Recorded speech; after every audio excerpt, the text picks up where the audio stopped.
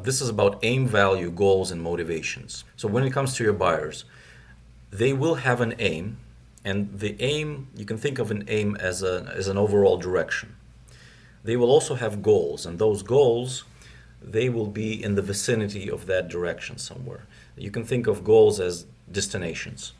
And now the path, that like a serpentine path that will hit those goals and that runs along that direction, that will be the strategy. Now the value components that we've just discussed, those constitute the strategy. When you conceptualize this idea that way, you will immediately see that your services are actually your client's strategy. And so if they don't match, you either have to change your services or you need to change your client's strategy. Otherwise, it's best for you to part ways. Otherwise, it's just going to be a lot of trouble for everyone involved. So to provide you with an example, let's say you are an archer and your aim is to become a renowned archer. So you've envisioned yourself winning an Olympic gold medal. Now you're at this competition and you're aiming at your goal, your target is that number 10 target. So you want to hit bullseye. Now what's your strategy? Well, the surest way to hit that target is to take the arrow and walk toward the target and then insert it dead center. But that, of course, will violate your aim because you will be disqualified. Now, another strategy that you may come up with is, well, you know what, I'm really good at shooting a little bit to the side, to the right side, so I will aim at number 11. And you shoot the arrow and you hit number 11, bullseye, but of course that violates your aim as well because it's the wrong goal, the wrong target.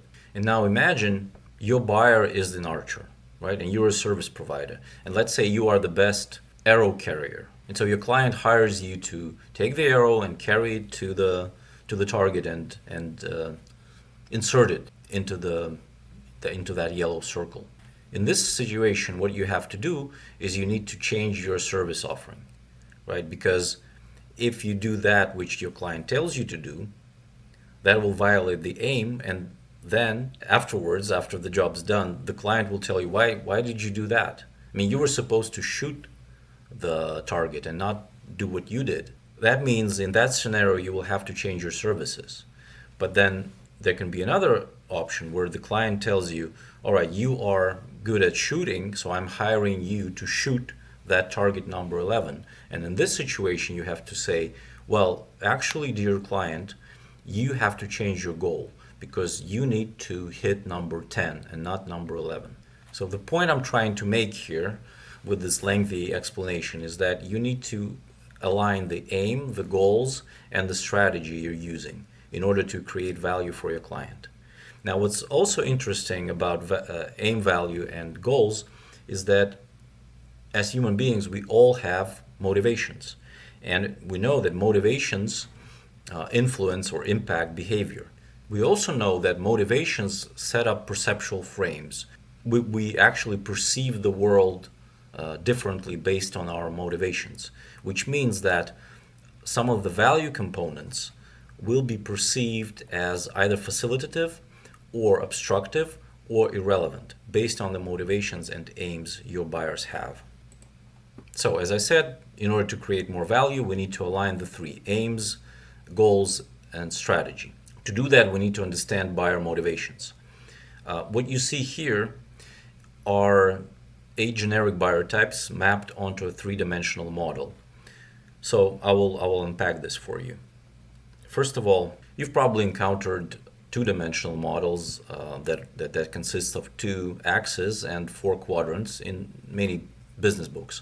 So this is the same idea. You have 4 quadrants, but then you add an additional dimension, 3rd dimension, and you result in additional 4 quadrants. So all in all, you have 8 octants. I call them octants because there are 8 of them. That's the model. The buyer typology is based on motivations. So as I said, motivations regulate behavior. Therefore, each buyer type represented here, they will have a tendency to act differently in very similar situations. In other words, they have different aims. The buyer types are generic. That means that the boxes that you see here, or cubes, They don't have hard borders, so you should conceptualize them as more fluid. That also means that some of them will combine and into special types. So you might have a combination of number 4 and 3 or 6 and 2, etc. So why is this important to know and understand? There is a way to map value components onto these buyer types. In other words, when you are changing your service offerings, or when you're designing your service offerings, when you're designing them for specific buyer types, or when you design them with specific buyer types in mind, you can know which value components should be left alone, left aside, which ones to amplify, and which ones to remove, because sometimes some value components, they come into conflict with other value components. For example, if something is safe, it may not be perceived as fast, and the other way around. If something is fast, it may not be perceived as safe. Now let's unpack those two last slides with the following example. So this is the movie Knives Out. For those of you who don't remember the plot, high net worth individual, Mr.Thrombey, he changed his will, disinheriting every family member. He left everything to his caretaker, and then he was found dead a week later. The reason why I'm showing you this is to illustrate how buyers are often wrong or incorrect with specifying their goals. Now, we may ask ourselves the following question: what are the motivations of someone who disinherits his or her whole family? And the answer to that is probably someone who is motivated by resentment, maybe anger, bitterness. So these might be the motivations to do something like that. But we learned from the movie that Mr.Thrombey, he wanted something else. So he said, for example, I should have encouraged Walt, that is his son, to write his own stories. And then talking to Walt, he said, all those years I've kept you from building something of your own.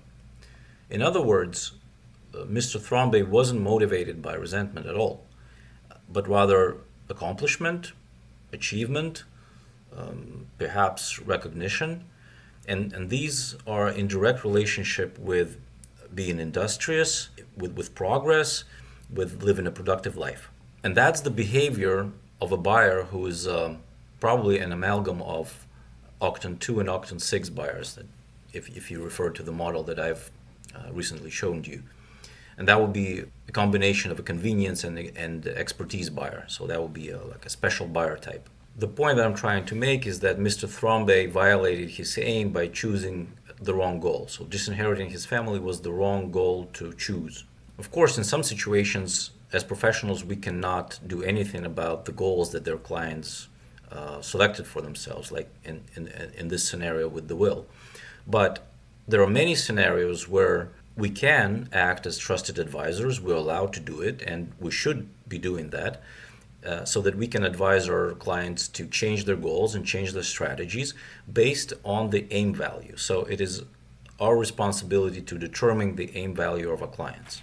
And if we do that, we inevitably create more value for them, for the clients, and of course we will also create or capture more value for our firm.